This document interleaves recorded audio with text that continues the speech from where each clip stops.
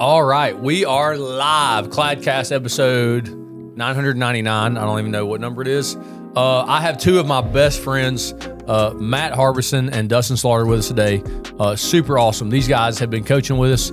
Matt, since day one of the formation of Ironclad, Dustin's been around for a number of years. These guys are phenomenal men, excellent friends, and a part of all things that we're doing with Ironclad. We have some huge announcements, including the formation of our new nonprofit that these guys are on the board of. There's a lot of crazy, exciting things, and I think they have amazing perspective in that they are dads who are involved. They give a crazy amount of their time. Super excited for the Ironclad family to get to hear about, from you guys, hear y'all's perspective, because I think it's going to be incredibly relevant to all of them. Without further ado, let's jump in. Matt, what's up? How you guys doing? What's up, Dustin? Good. What's happening?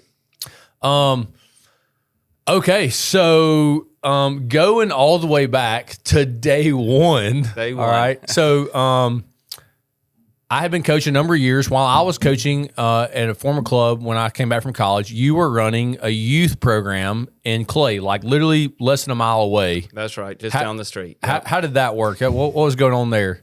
So I've been coaching there at Clay for a couple of years. Things were going well, but the club was pretty good. I was by myself, and really we lacked in resources. And so, we got together and, kind of talked about, we had a lot of the common goals of, hey, we want to do this thing in a certain way, and we want it to be like universal and not like specific. So it was kind of specific to a community, but like we want it to be like bigger than that. And so we realized pretty quick that we had a common bond and a shared idea. And so, we just rolled with it. It's been super cool. So let me time out real quick. Matt is quite the wrestler, 3-time state champ. In his own right at Pinson Valley High School. That's right. Shout out to the Indians. What's up? That's right. PBYHS, yeah. And then today, you're a realtor. I think you have your own brokerage now, maybe. Yes. Even like give us all backstory on what you do now, all the things. Yep. So I wrestled in high school and had a fair amount of success. That was in the mid '90s. Got out of school and went to Auburn, which Auburn did not have wrestling at the time, which was okay with me because I was really not looking forward to wrestling in college. I kind of had had to make a choice, like, do I want to continue this thing or have a more traditional college experience? So I went to Auburn and no regrets there. It was a great experience. Graduated from there in '99, and then. And you're an Alabama fan, but you went to Auburn? I'm not an Alabama fan. I've given too much time and money to Auburn to not root for those guys, But anyway, so then when I got out of college, I was not really sure what to do. I got my real estate license, and I've done real estate ever since. So now I'm the broker-owner of Remax Realty Brokers, which is just a local real estate company in the Trussville community where we live. Yeah. Super awesome. Okay, and Dustin has been with us for, is it 4 years now? Yeah, 4 years. Dude, it feels a lot longer than that, but I guess it's 4 years. I think it's because it runs consecutively. It's like, not my own marriage, but some marriages, they're like, I've been married for 3 years and it feels like 30, and maybe that's why, I don't know. Like we've been together 4 years.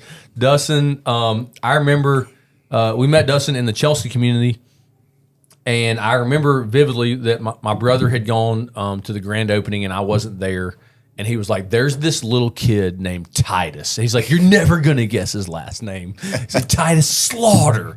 And he was like, dude, he's a stud. This kid's going to be awesome. I got there and I was like, Marcus, is that kid? And he was like, that's the one. So I remembered him vividly and got to know you slowly through that or whatever. But you've been with us all along the way since then, and like literally just kind of, I feel like doubled down every year on being more involved. Now you're crazy involved in the CrossFit world with some like super awesome goals there. I'll let you share some of that. Yeah.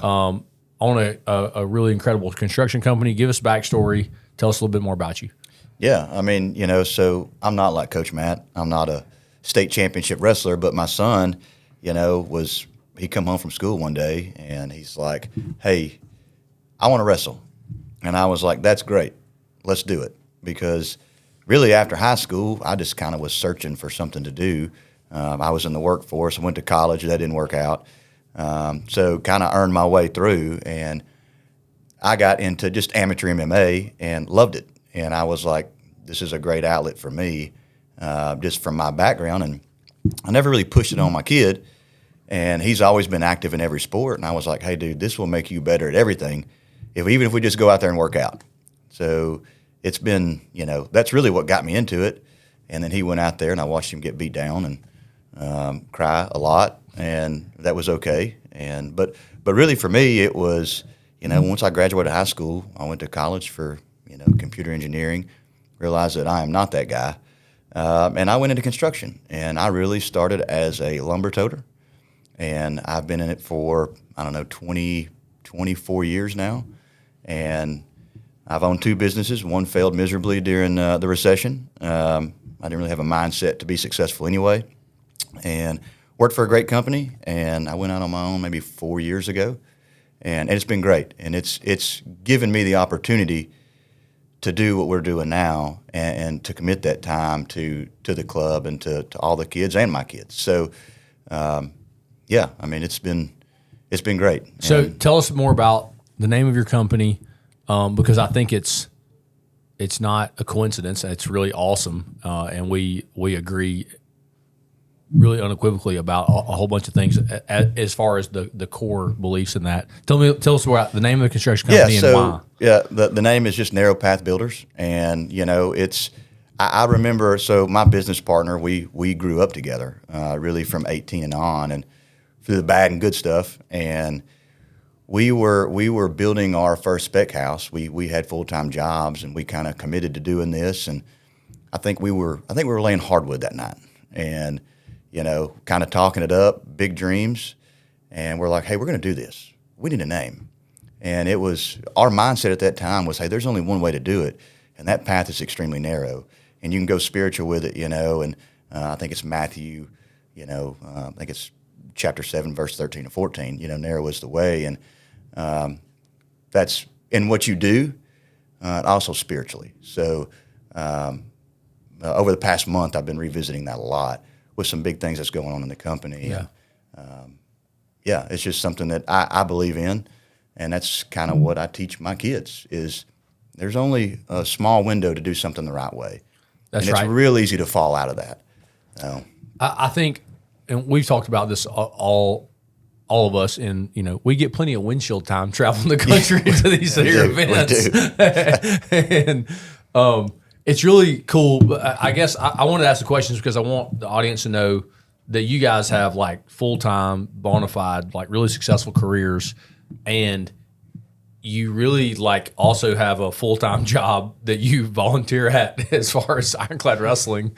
And it's like, it's the coolest thing for me, because I get to spend a ton of time with you guys, and y'all are mentors of mine. Honestly, I run everything by y'all. But it's cool that y'all also believe in all the things that you really. I guess I want people who are listening to be able to go, oh, this guy's like me, or I am on the I'm on the journey to be like this or whatever, and they have all the same concerns and all the same stuff that I care about as a listener. For my family, like y'all have all those same things, and y'all have found wrestling and found us, and we're all like we've all merged on this the way I'll call it, and in the right timing and at the right speed, and we're running the race together. And I just I kind of have that vision in my head, and I think I want others to see that like we're really all just dudes. Like it's easy. I feel like sometimes people think like, oh, he's the wrestling guy and I just do this or whatever. But I would be doing something else. I just whatever. I feel like I'm called to this. You guys are doing other things and are really successful at it, and I feel like have also in a way been called into this. And I want others to be like encouraged by that, because I think the things that we all care about, everybody else, every family that we come in contact with cares about that, and they're like, oh my gosh, this is like the greatest kept secret, right? And so. I feel like I'm just kind of asking some of those questions for context because I want others to see, hear, and identify kind of with those things, right? I mean, so I guess that kind of gets me into, I'll lead into the next question of kind of like why do you love wrestling so much, and like why do you give 20 hours. I'll say 20 hours a week, which is a really modest number. Like, it's probably more like if you don't count the 18-hour day Saturday, it's 20 hours. So 40 hours a week. Okay, why do you give 40 hours a week to wrestling? Like, you both have sons that wrestle that are both incredible. They both won multiple state titles. They both travel the country and will be, if not already, soon nationally ranked. I don't even keep up with that stuff for kids, but they're in 7th and 6th grade respectively, right? Right. Rivers in 7th grade. Right. And then Micah Smith, he's not fully sold on wrestling yet, but honestly, it's pretty good. Like, he's not bad. Like, Peanut may not love wrestling, but he's pretty good. He's in 4th grade, 5th grade? 5th grade. 5th grade now. Okay, so 7th and 5th grade. Titus is in 6th. Then you also have a daughter that's like really high-level gymnastics in Mountain Brook. Why do you guys give so much time to like the mission that we're on, to Ironclad Wrestling, not just for your own son, but for so many others? Why?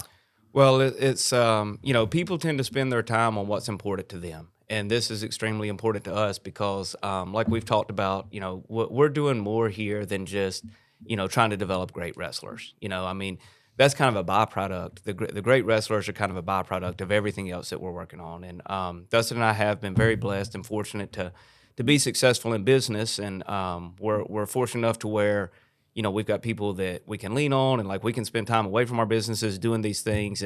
But that's because, that success came at a cost. Like, we put in the time, we put in the effort, we built this thing. And that's kind of what we're doing with these kids. We're trying to teach them of, hey, like, it's not just learning these moves and you're going to be really good. It's like all the other things, like, the mind, the body, the spirit that we're trying to develop. And it's just life skills. I mean, we know that the majority of our kids are not going to have a future in wrestling. I mean, they're probably never, some of them might not even wrestle in high school.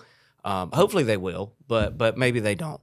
But what we can teach them, whether they're in the 1st grade or the 5th grade, just about these life skills of, diligence and hard work and doing the right things in the right way, that's going to set them up for life success. And that's really, like a ministry that we, we feel like we're treating it that way. Yeah, 100%.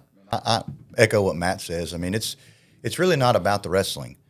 As much as fun as it is, and we travel, we do it, we get intense, we get into it, but it's really not about the wrestling. It's more about, like, I think in our society now, we people don't fail as often, and I think we lack being a man, and we don't have very many girls in the club, but, as a boy, as a future man, there's something to having to do something hard and to fail. Because when you go through life without failing, when you do fail, it becomes tough. And really, I think my best moments, even on Saturdays when we're coaching, is really not in the match. It's after the match. And after that kid, and you get to put your arm around that kid and go, hey, dude, look, you did great. You did this, you did this, you did this. But you get an insight to their personalities, to what they may be struggling with. They may not have the greatest home life. And it's great just to put your hand around a kid and say, hey, dude, you did great. I love you. We're going to practice tomorrow. And this is going to be great. We're going to have a good time. And going out to eat, just really being a ministry and going, hey, we're here. We are an advocate for you. And, I was wrestling with one of our other wrestlers last night. And I remember laying there. Of course, I outweigh him by 70 pounds, so I'm going to win that match. But he's really good, and we're laying there going, hey, what do you need? What do you need? He's like, I don't know what you mean. I'm like, what do you need me to do to help you? And, he tells me, and I'm like, dude, I'm just here to help you. Like, and that's really what it is. And like Matt said, been afforded the opportunity to spend 40 hours a week or whatever we may spend here with you and with the other guys on staff. And it's just fun. This is really what it's about. It's about having fun. And I want to be around like-minded people. And, it's just always bigger than wrestling. I mean, how many times do we ever get together and, we talk about wrestling, but it really goes deeper than that. We're usually talking about something else. Like, wrestling is it's the catalyst for all the other conversations, right? Yeah. And I think it's so cool because obviously, like, I feel like sometimes I live in this silo, like my whole world like revolves around wrestling because I'm just doing it all the time, every time, whatever. It's just, that's my whole world.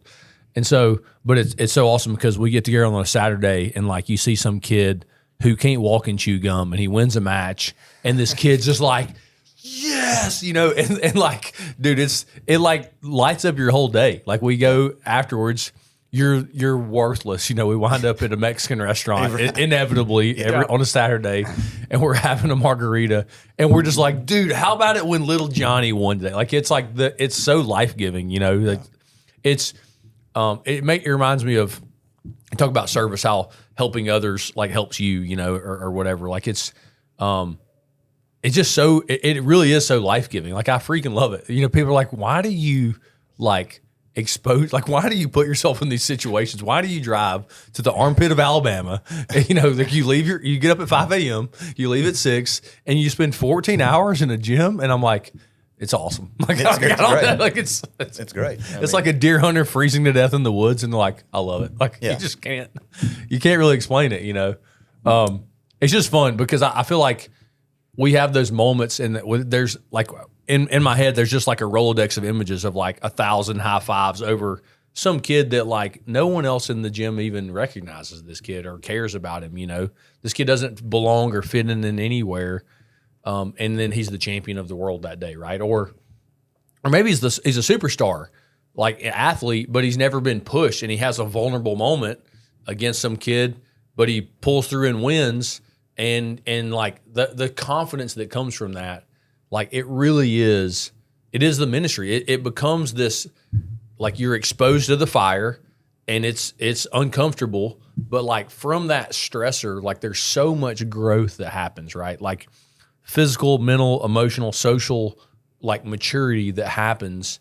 And it really is so cool. Like, I mean, we were at a tournament, where 2 weeks ago, we're in Pelham. And I remember there's a moment that I kind of stepped back, and I guess somebody else was like watching me, and I was watching y'all coach, and like everybody was fired up and excited and like communicating life to this kid. And I'm trying to not use names, but he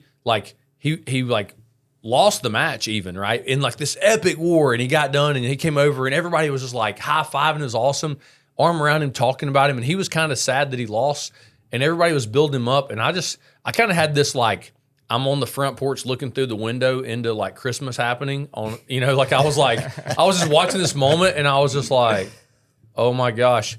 And someone was asking me, they were like, you tired? And I was like, huh? Like what? Like it like disrupted me, and I was like, no, I'm good. They're like, well, you're just like spaced out. I thought you might be tired. I was like, did you see what just happened? Like I was like, is it like, did you not observe what just happened in front of me? Like, it was just the coolest thing. And I don't know, man. Like I guess I'm just describing this like super crazy cool moment. And if you're a member of the Ironclad family and you go to tournaments, like you've been a part of those moments, right? But like so many people haven't. And so I guess I'll ask the question that kind of leads into this, is like someone that's not involved in wrestling yet. There's a time when your kids didn't wrestle, right? And you weren't putting 40 hours a week into this thing, right? And it's not that you jump in and someone might be terrified of that. Like we're not asking you to get started because you committed time for 40 hours. It's not the deal. But like, what would you advise? The reason that you put that kind of time in is because you believe it and you love it and you enjoy it, right? You don't do it bitterly. With bitterness, I guess. Bitterly is probably not the right word for that. But what advice would you give to a parent, family, dad, whoever specifically that is not involved in the sport and they've got young kids? Let's say they're 6 to 10, 12 years old, whatever age. Like, what advice would you give to them about what wrestling offers or the benefits or why it's great or whatever the case may be? So it's like we always say, wrestling is not for everyone. I mean, it's not. But it can be for anyone, and that's the key, So like, if you've never experienced it, if you never had a kid that's wrestled, you just really don't know until you have the experience. And they learn so much. They learn so much about physicality. I mean, it's a vulnerable situation. I mean, they're going out there with one other kid. One's going to win. One's going to lose every single time. Yeah. That's how it's going to go down. And they learn to perform in high-stress situations. They learn to control their emotions when things don't go their way. They learn, hey, like that kid just beat the crap out of me. I maybe need to work out a little bit harder and get a little bit stronger. They learn a lot about themselves. It kind of exposes, who you really are.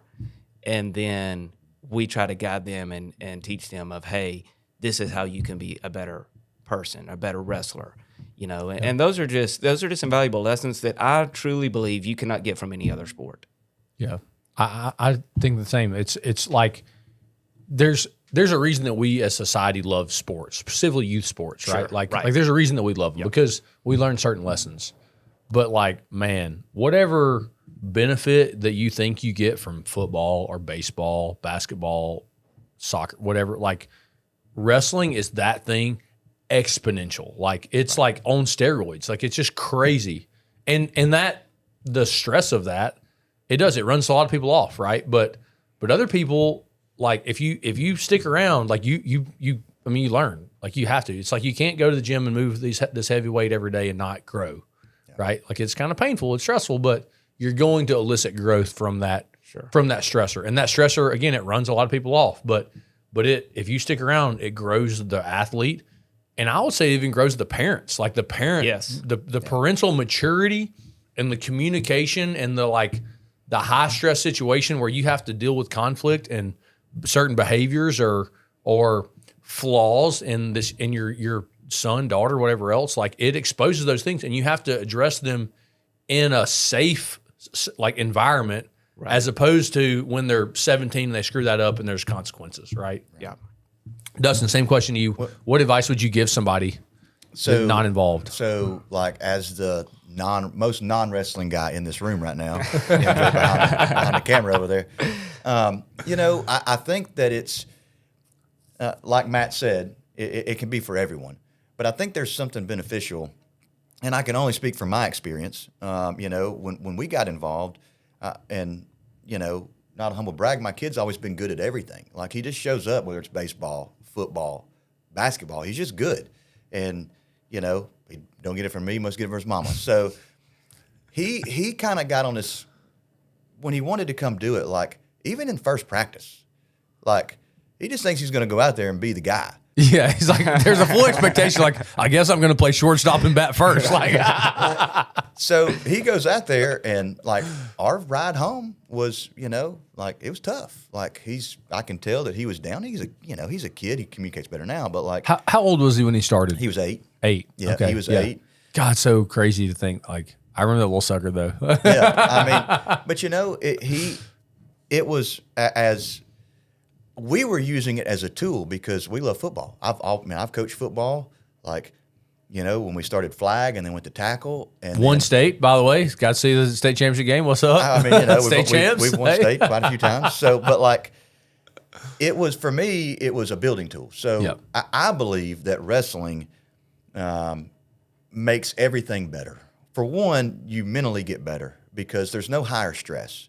And I played sports and been in stressful moments. Nothing like even when I amateur fought, like that stress is a different stress. It's different. Yeah. If you don't know it, like it's different. I mean, you're in your underwear, and whether you're getting in a cage and them closing the door, there's a winner coming out, and there's a loser coming out. And for us, that first year was a learning experience, and we get later. Like I was the crazy football coach dad who went to wrestling. You know what I mean? Like so that carries over, and then we just started to build, and he in other sports just got better. Yeah, like football was so much easier. It was one of those things where parents come up and go, "What do you do with your kid?" I'm like, "Oh, we wrestle. Like, you should come join us." Like, they're on a different wavelength. When you take a kid and you put them through wrestling, and they get exposed to that stress, if they and I should say survive. Like we don't. It isn't like survival of the fittest around here. Like it's not. I would say that's something that we do that's incredibly different. And I think that it's part of the way, which maybe we can get onto that topic if we have time. But like, there's a lot of places where it's survival and like you have to make it, right? It's like, I don't think youth wrestling should be like buds training, okay? But if you take an athlete through just a season of wrestling and they compete, like they practice 2-3 days a week and they compete 3, 4, 5 times, like dude, it changes them. It literally changes them. When they get back to the other sport, they are on a different wavelength. Like they're cognitive, like the speed that it's like everything else, baseball, football, whatever, has slowed down because their brain can just process information so much faster, and they're not stressed at all. Like games on the line, they're like, whatever, dude. Like I at least got my helmet on. Nobody can even see my face right now. Like I'm not gonna get like I'm 1/11th of the equation. You know what I mean? Yeah. Yeah, and that's different. That's a great point, and that's one thing that we try to talk to our kids about. Like we all have all different levels of kids here, right? From elite to just beginner, and like the elite kids, we'll take them to a national tournament where they're wrestling the best kids in the country. At the P&L, which I think we're going to get to here in a minute. Yeah, and like that's the highest level of competition they could possibly have. And then we bring those kids back home to the local tournament, and they're like, I mean, this is easy. This is nothing compared to what I've been to, So it scales, all the way across. Like little Johnny, who's in the second grade and his very first tournament ever, he's terrified. Yeah. But then, when he's in the fifth grade and he's wrestled on the big stage and then he's coming back to that same tournament, it's like, they're growing as a person. They're growing emotionally to learn how to handle these situations that are so stressful. And we realize that I think a lot of times the parents are more nervous than the kids. Oh my gosh. So that kind of leads me into more thoughts. Like, so the more seasoned of a parent, if the parent was a successful wrestler, or coach was a successful wrestler, there's like more calmness than like you were talking about football dad. I was the crazy football dad who got involved in wrestling, right? Like that's one end of the candle coming in the sport. And the more seasoned, what's crazy is the more seasoned or the more the calmer those people are. We saw Chris Weidman this weekend in a tournament, right? UFC champion or whatever, like light heavyweight champ. Like he was pretty calm, right? I watched Jordan Burroughs, the greatest to ever do it, all right? The Michael Phelps of wrestling, the Michael Jordan of wrestling. He's pretty calm when Beacon's wrestling. It's pretty chill. When we go to the P&L events, like the guys that are producing world champs, the coaches are crazy calm. Like they might say less than 5 words. Eric Larkin, like they're running the deal at Valamont Prep or whatever the heck. Did I say that right? I feel like Valiant. Why did I say Valamont? Valiant Prep. Like we had a match in Chicago, and like we just both watched a war, and I think less than 5 words were said out of either corner before the second period ended. And I was like, this is kind of cool, So I feel like at times, not that we don't talk at youth tournaments or whatever, but like I feel like when we've gone and done P&L stuff. So P&L is Premier National League. We're members of the Premier National League, which is like the NFL or the PGA Tour of club wrestling, right? It's this professionalism of elite and of elite clubs that are, I will say, doing it on the path. They're following the way. Honored to be a part of. You guys have been to some of those events now. I feel like when we show up at local tournaments that we are misunderstood, or that people think that we're like elitist, like travel, like only the best kids come here or only the rich kids come here or whatever else. And like, I just can't, that's not the case, right? Like we've got kids that are terrible who just began. We have kids that drive an hour and a half, 2 hours away. They drive to commute to practice. We have kids that are local. Like you name it, we have all of them. Like we don't just, I get high school coaches who are like, oh, like all my kids aren't good. I'm like, dude, we have really bad kids too. Like we have beginners. Like you have beginners, I have beginners. We have the same thing. But when we show up to youth tournaments, I feel like there's this perception, and I'm just using my own language. So y'all describe this however you want to, or give your own thoughts. But I feel like there's this perception that we're very elitist, or maybe even unapproachable. Like I don't know, misunderstood because like we know the rules, or because we believe in doing this a certain way. Like we don't believe in acting crazy or building unhealthy habits, behaviors, like you name it, in our kids. Like what are y'all's thoughts on that? Like what is y'all's experience or perception of those things as far as it goes? Like when we go to the big thing, we go to compete at nationals, and we come home, like I feel like we're kind of the fish out of water when we go to local events. Like how do you guys feel about that? So yeah, one thing that I always try to do personally is I'm a big believer in leading by example. So like I try to carry myself and coach in a certain way that I feel like is, correct, and that, I would like others to, and even with my own kid, I typically don't get like overly involved in his matches. I mean, there was that one time. He may have put his hands on somebody. Don't put your hands on the wrestler, right? No. I'm the best get back coach here. His son, I have to tell this. Can I tell the story? Yeah, it's a great story. Okay. It's a great story. So we give the speech to our parents. We spend a lot of time coaching parents on like not coaching your kid, because if you have a healthy home, you probably don't yell at your kid. And if you do yell at them, they did something very wrong. And so even if you're yelling encouraging things, the fact that you're yelling and your tone, they immediately perceive it negative, right? So we spend all this time, and these guys are king. I mean, they're chief among like preaching this message, right? And I'll say, like, I've never really seen them ever not uphold that. And so is it a year ago, 2 years ago now? It was last year. Was it last year? Okay, yeah. so National tournament. So we're at a national tournament in Tennessee, and Rivers in a heck of a match, like a war of a match, really. 0-0. It was 0-0. Yeah, I mean, Yeah, third super. period. Like it could have been a high school state finals match, and they're in sixth grade, right?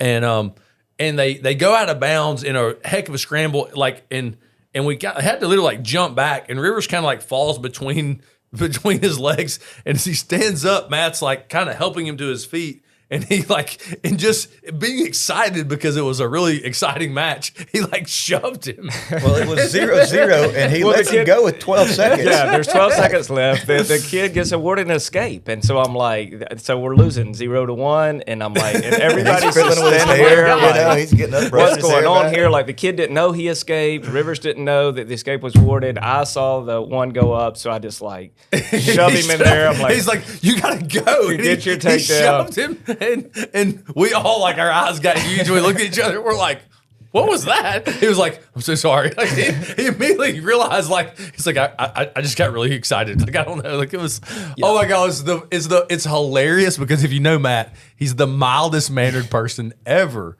So it was hilarious. yeah. So the I moral feel of the like I'm story off is, topic now, but golly, that was. Even we're the getting best- ready to go back to that tournament next week. That's right. Can't We'll wait. be there next week, and hopefully things will go better. But no, it gets to the best of us. And look, it's a high intensity sport. I mean, emotions run high. I mean, that's your kid out there. Yeah. No matter how hard you try, you're gonna have a certain, emotional attachment. But you get those attachments, like you and I, that some of these kids we've known since they were 6 years old. Yeah. And they're 16 now. And so, but yeah, that's the thing. Like, I think we are misunderstood a lot, and the fact that people are like, oh, those guys are, this or that or whatever. But I think it's just we've had more experiences than they've had. And if they had the same experiences we had, they would probably be more like in line with, oh, that's why they do it this way. That's why they act this certain way. And it just maybe comes across in a way that it shouldn't. Yeah. A lot of times that parents, like you were talking about with the parents yelling and really with other coaches, I'm like, it's not what you're saying. It's how you're saying it. That's right. And that, whether you're talking to an official, some of these officials, I mean, we know way more than they do. Yeah. I mean, they're just young kids. And so, like, you have to approach that official in a way that it's like not condescending, but just like, hey, like, I'm just trying to help you out here. Let's just have, and I think that unfortunately, a lot of youth coaches will try to manipulate somebody they feel that they're dominant over. And I have a real issue with that because really at the local level, we're just here to learn, have fun, and get these kids, to the next level.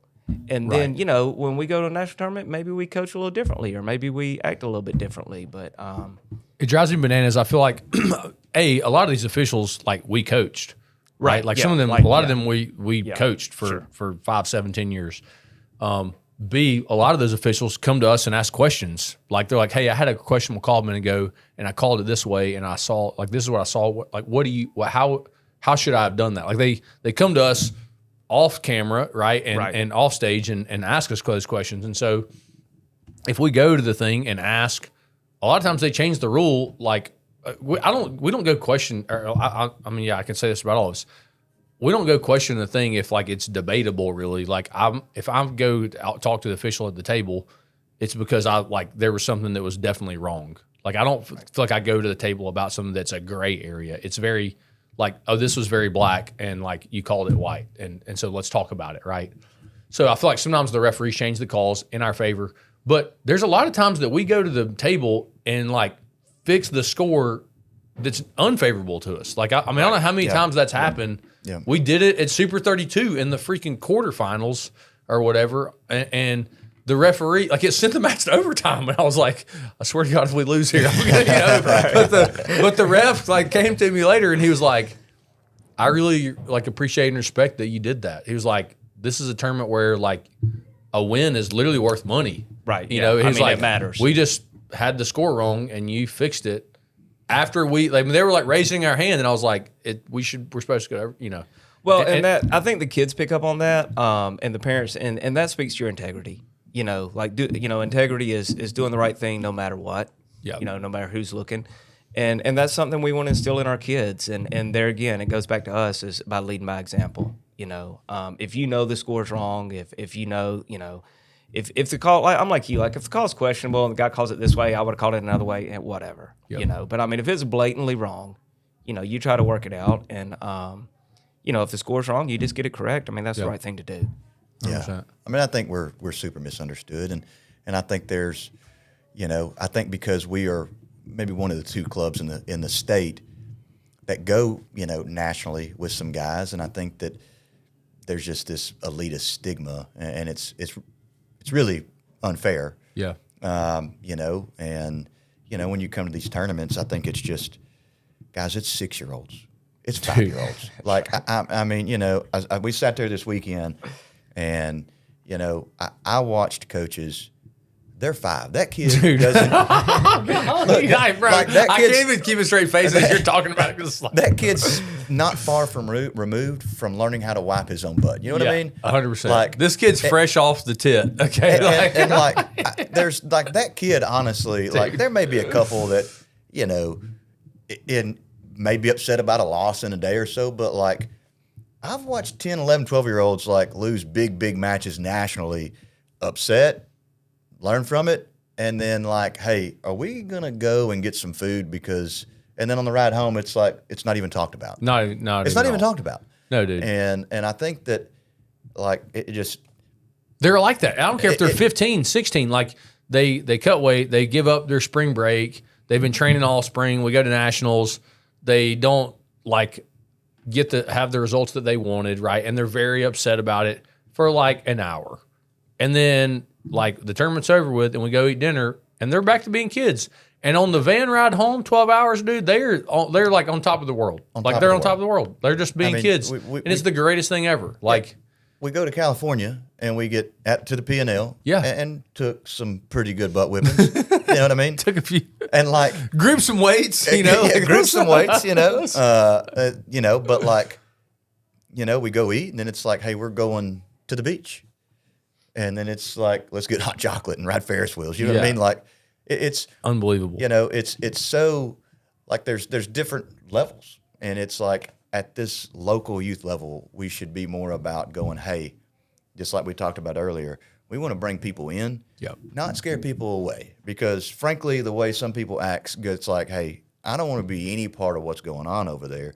And I think that's what we really try, the 6 coaches we probably have on the floor at one big tournament, like is we're just not going to be that way. We're going to keep it above the line. And don't get me wrong, there's times where you, just like Matt said, like, who cares if a tot, locks his hands? You know what I mean? Like, let's keep it. Like, keep it in perspective. Keep it in perspective. Right. Like, it's just not that big of a deal. It's not that big of a deal. And I think that part of the way we act that way, I think that's why it's like these guys think they're so much better. It's not just that way. It's just the way, it's our way. It's also like, I feel like there's times there's other people observing something and they don't understand like what's going on below the surface. Like there's a match happening and they don't know that like this kid also like trains with us. Like he's wearing another singlet today, but he works out with us, right? Yeah. He does private lessons. He comes to practice during the week, or maybe this kid grew up with us and like isn't with us right now because they've moved or whatever the heck the case is, right? Like there's always these like other things going on, and it's like if I feel I don't know a better way to say that. I just feel like we're very misunderstood when we go to local events, and the thing that I wish I could say to everybody is just like, hey, you should just come check it out. Like you should come check it out. Like whatever you think. I bet that you come try some of this ice cream and you go, man, I really like that flavor. Like that's pretty good. You know, the way that Bendy's serves up their ice cream, I don't know what it is, but it's pretty good. Like it's better than like the Bluebell that I buy at the store. You know what I'm saying? Yeah. And so I just feel like that's a huge thing. Okay, if you could give advice to someone that does wrestle, so let's say we're talking to, I don't know, a kid comparable age as y'all's boys, 5th, 6th, 7th grade, and they're involved in wrestling, and dad, they're not in a major club or they're kind of off the beaten path doing their own thing, and they're just on the struggle, like they're working out hard in their basement and whatever, and like, but there's a lot of stressors in the house, whether that's cutting weight or arguing with their spouse or their kid or whatever. They're trying to push their own son. What advice would you give to a parent like that? I would say, just get them plugged in and let the coaches do the coaching, and then you just be mom and dad. That's the easiest way, which, is a little bit different for me, in my household since, I am the coach but really, like, if we go to a high-level tournament or a national deal or something, I mean, I'm not coaching. I'd much rather watch my kid compete at that level than have to be down there cornering him. My wife and I, it's really funny. Like, she is the competitor in the family. Miss Jess is you intense. Guys know my wife. She's awesome. She's beautiful. She's great. All the things. But like when it comes to like winning, like she wants to win no matter what.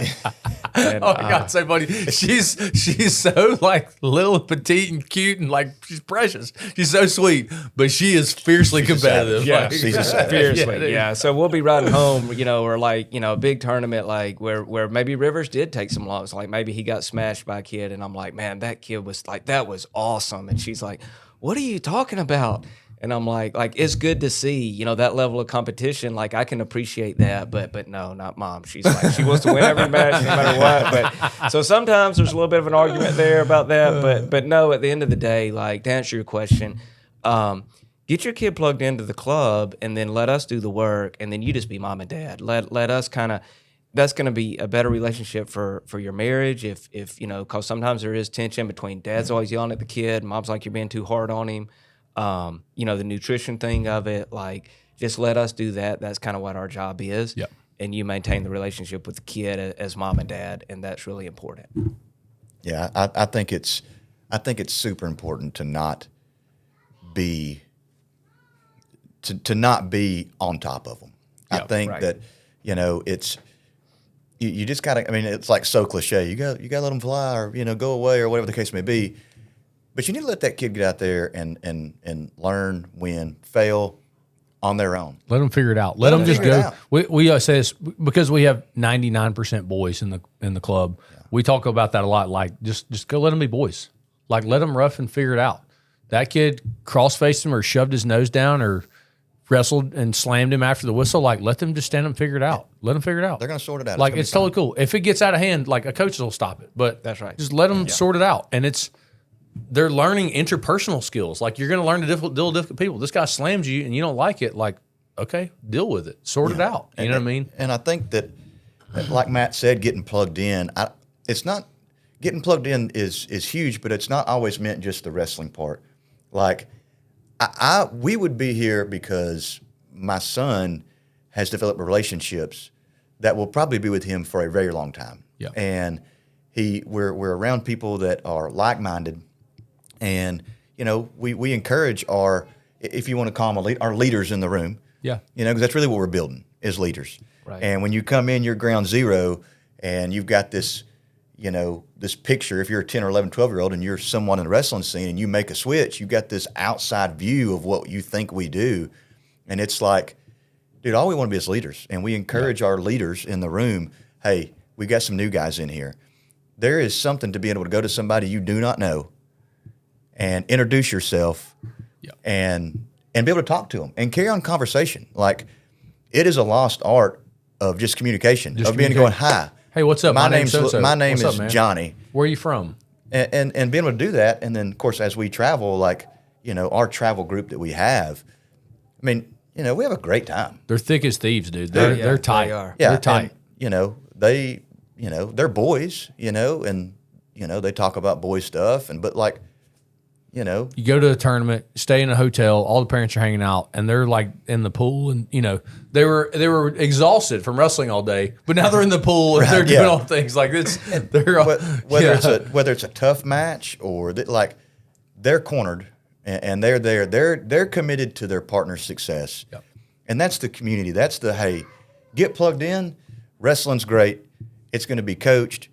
I feel like it's the best while we're here, but like, being able to make friends and to, just like Coach said, very few are going to take this further. Yeah. And you know what? Having that fun time, being able to look back and going, hey, remember we went to that tournament, and just being boys, being friends. When I walked away, we talk about this a lot with people who come into business and work with us or for us or whatever. Like, when they leave, they have to be better than you found them, right? And I look at all these kids and I go, when they leave wrestling, they need to leave very different people than when they started. Not just from when they started wrestling, but like, had they done something else, they need to leave better. And then I even think of it again as like, had they been at another program, they're going to leave here better than if they were at another program.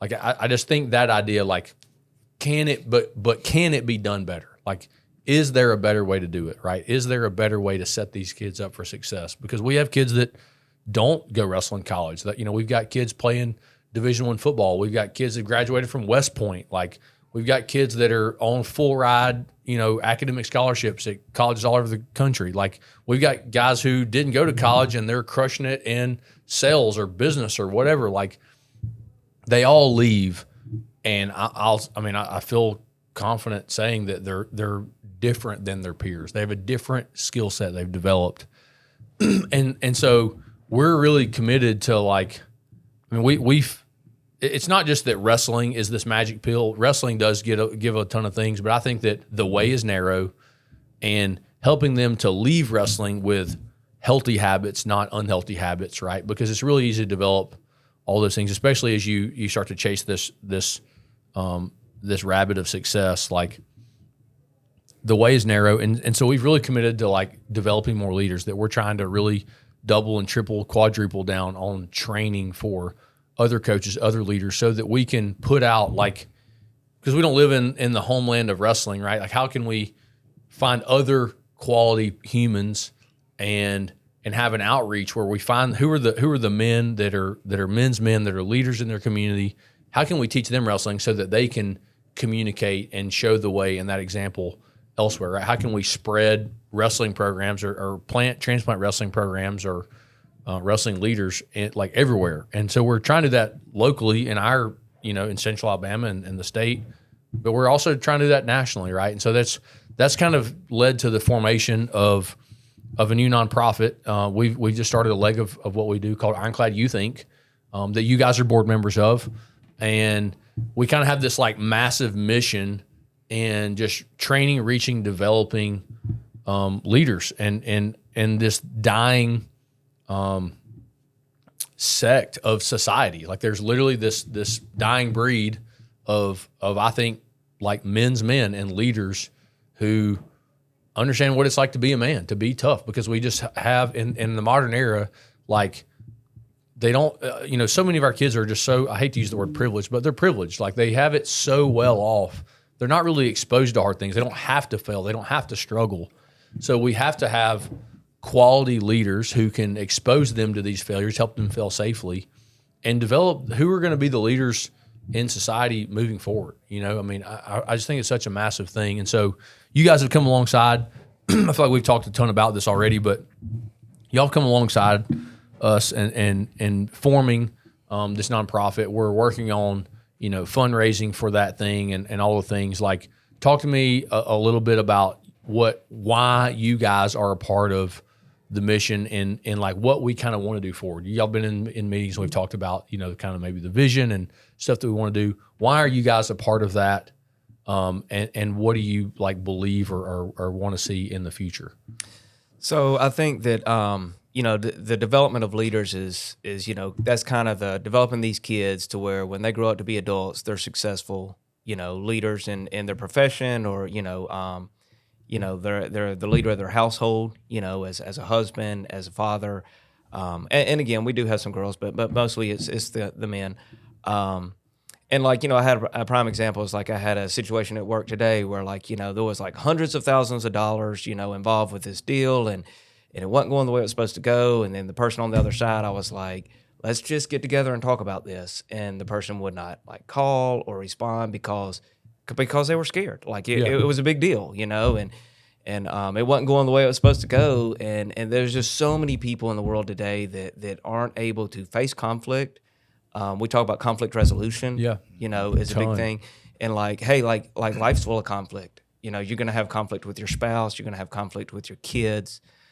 You've got to learn how to do that. And I think that, what we're doing with the Ironclad youth specifically is a portal that we can, kind of lead people down the right path of, hey, this is how you deal with that. And then, it'll help them be more successful in life. And really ultimately it'll make their life a lot better, right? Yeah. If you're able to face conflict and deal with it appropriately. Without getting overwhelmed. Right, or without whatever, being, or just shutting down. I mean, that's what I see a lot is people just, in my line of work, things will start going really badly and they'll just shut down. Yeah. And it's instead of hey, in a wrestling match, you shut down, you get your butt kicked. And we see that all the time. I mean, we had an example the other day where you were as soon as he started to turn you, I saw on your face where you just shut down and you got pinned. Yeah. And, so that's really important. That's really, really important for society to, learn, these kids to learn how to deal with things. Yeah. And that they're going to carry that their whole lives. And that's to me why it's worth the effort. Is so important because I really do think we're lacking that in the world we live in. Yeah. I mean, I feel like Coach Matt and I are, we may be brothers, brothers or we spend way too much time together. I think it's the second, probably. Sleeping too many hotel rooms together. Right. Hey, easy now. It's kind of weird. Kind of weird. Separate beds. That's right. It's just like Matt said, building leaders, but, I believe in what you do because, I'm not a wrestler and I see the development of my kid and I go, I want to be able to give that to other kids. And, when it comes to methods and things that you do, it's all great, but I think it's bigger than that. And I super believe in that. And, like Coach Matt and I always talk about is our boys will probably, they're going to be here limited because of, what we deal with here in our state. But we're going to be around. This is what we love. This is what we love. And, I haven't convinced y'all to get tattoos yet, but otherwise, you're pretty much in. Get a Yellowstone brand, Yeah. But it's a matter of, for me, being committed to it is my belief in you and the belief in the system. And really just, I just love coaching kids, and I love watching these guys we got 2 or 3 guys on the high school level over the past year. One's gone to college. Just to see their mindset, being an adult and being a father, and be able to go and man, I want my kid around that kid. Yeah. And those kids started really, probably as you were figuring it out. Yep. And not that we have everything figured out, but we have a path. We're able to put it on paper and go, hey. This right here is a great path. We can do this, and I look forward to seeing what our 12 and 13-year-old boys do when they get to that level. We're definitely several iterations further down the road, right? And so you look at, rewind 4 years ago and what these kids look like today, and you go, where are these kids going to be in 4 years, right? I mean, it definitely. I look at it the same way, and it's exciting. It makes it exciting to come to work and put in the time and travel to the armpit of wherever and go to a tournament. It makes it fun because you can see that maturity happening. Someone else on the outside doesn't see it, or maybe they see that they kicked somebody's butt. They thought it was going to be a close match, but they don't see that where else that kid's changed. They just see that the single leg got a lot better, and it's like, man, that's like the least of the things that he's better at. It's man. Yeah, I mean, you know, his mom couldn't control anymore. You know, there's 1,000 cases. Like it's just more than that. And this kid is a contributing member of society, and he's going to be a really like high contributing member at some point. We're short on time. Yeah, I mean, man, I just the stuff that we're doing right now is so exciting, and I obviously I have like the most bias, but I look at anyone and go, why would you not want to be a part of this? I think it's the coolest thing ever. Like I'm like, it's so weird that you guys aren't here. Like what? Like it's the greatest thing ever. Like I meet other people and I go, man, y'all are like one of us. I think you would really enjoy being. You know, there's not a real great way to say that, but I'm like, I think you guys would really like being a part of what we're doing. Like I think you're more like us than you think. You know, you're wearing a different jersey today, but you would really enjoy it. The P&L is a really cool thing. We've got a bunch of cool events coming up with that. There's some really crazy high costs. A big part of Ironclad Youth is that there's the youth and then like the national team with it. And so the Premier National League has allowed us to be around multiple Olympians and literally just, I mean, it's this crazy elite. And when I say elite, not in that everyone's good, but elite opportunity, elite mentorship, elite development.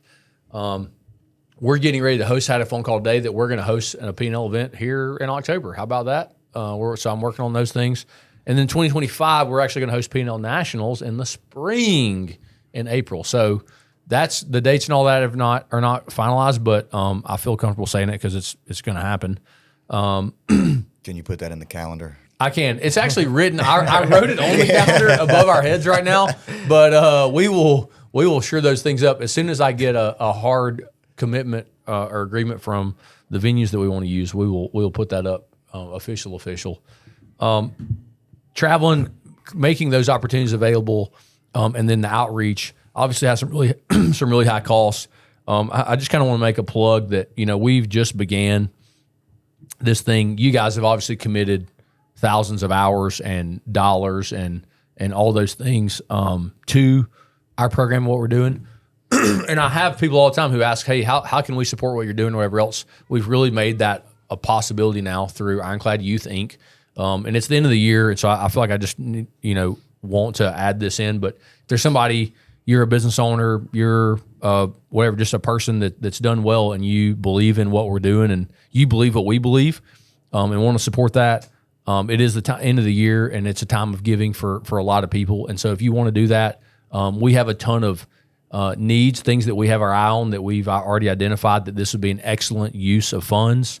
And then we also have a lot of vision and things forward that we're working on. But if it's on your heart or you feel like, hey, I just want to be supportive of what these guys are doing as I close out the year or whatever the case may be, please reach out to us. You can DM us, you can call, text us, 205-793-6089, 6089. You can find us on Google, anywhere. Reach out to us, contact us, or just drop by the gym, man. Come see us. I would love to catch up with you guys individually and talk to you, or you can catch up with one of these fine gentlemen or anyone from our team. It's really wild. I mean, again, we have people just reach out all the time, and I feel like, I'm like, what do you mean? You just want to write us a check? Like, it's like kind of weird to me, or what it really has been for a long time. But I think that's, some people can't commit their time like you guys do to what we're doing.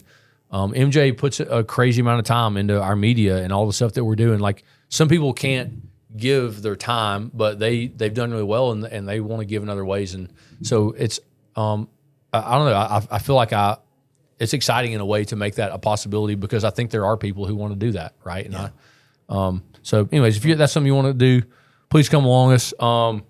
Man, I just want to tell you guys thanks, like on camera, really. Like, y'all are freaking awesome, and it's cool to let everybody else meet you guys. These are two of my best friends. These guys are freaking awesome. I call them all the time about anything that's ever bothered me. Yeah, they're awesome. Any closing thoughts, guys? No, you're certainly welcome, and we need to thank you for being, leading the charge here. I mean, we always talk about, like, Ironclad Wrestling is so much bigger than one person. And it's just, being a part of something that's way bigger than you is really, really a special thing. And, and it really is a collective effort, right? Everybody kind of uses their talents and resources to the maximum, and super proud to be a part of this. Yeah, the same. I mean, it's great, and I think that it's good to be a part of something that is already great, and I just know that it's going to be great for a long time. Yep. And it's good, and I do want to add, on the P&L, it's our ultimate goal is to give opportunity to those who do not have opportunity. Yes. And bingo. I didn't say that. Thank you for. No, it's and I know we talk about it just when we're brainstorming and just shooting the breeze, but like we've been fortunate to be able to do it, but like it's tough to go to California, and something my family could not have done when I was a kid. Like they couldn't have done. Period. I mean, my dad would have been. It wouldn't have been close. No, there's no talk about that. We didn't. I mean, it was a different time when I was a kid, but we didn't. Like I didn't even go to Fargo or several years of nationals that I got invited to back when it was like an invitation thing. Yeah, because it wasn't a fiscal reality. And I think you said it best was I know we're running short on time, but I think you said it best was it's an elite group. Not every wrestler is elite. Yes, and we want to create the opportunity through the nonprofit to give kids opportunity to go and experience that, and to see some of these guys who are amazing at their at their craft, and and be a part of something that's great. And it's special kids. I didn't mean to interrupt you, but it's like the first time I went to Olympic Training Center with Corey, who's world silver medalist and all things from Moody, right? A lot of people know him. We went there, and I was like, what did you learn this week? And I was waiting on him to tell me something that he learned with wrestling, and he was like, I realized that all those kids that I thought were so good they're just kids. They're like me. They're just like me. And it made all of them human. And then he was like, I can beat them all, because it just took them off the pedestal and access. It costs money to get there, right? Yeah. But there's kids with the potential to do those things. And I think wrestling more than anywhere equips and empowers kids that like they're in control of their destiny more than any other sport, period. It's not even debatable. And so allowing those kids, giving those kids opportunity and access to such elite opportunity, not that they have to be world-class athletes or skilled or whatever else, but that opportunity in surrounding them, putting them in that environment, I mean, it just has amazing results. Yeah. It's really cool to watch and see, and it changes them. It changes them, right? Guys, y'all are freaking awesome. Thank y'all so much. Big thanks to Jocko Fuel supporting us, as always. Ironclad Methods makes this possible as well. If you're a pro coach, a leader in your high school club, college program, college coaches plug this thing too, reach out to us, please, about our pro coaches program. We're trying to develop leaders actively all around the country. We have an amazing group. We have weekly calls. We're training guys and spreading the truth to those guys and just trying to equip and empower them in a way that they can equip their own athletes. We know and believe that we can have a far greater reach by investing in those leaders and then letting them reach their tribe instead of trying to reach all the individuals individually. So appreciate you guys. Y'all are awesome. Big thanks to our man, MJ, for producing this thing, making it possible. Thanks to the CLADcast. Share this with somebody that needs to see it, and we'll see you on the mat somewhere soon. Love you guys. Y'all are awesome.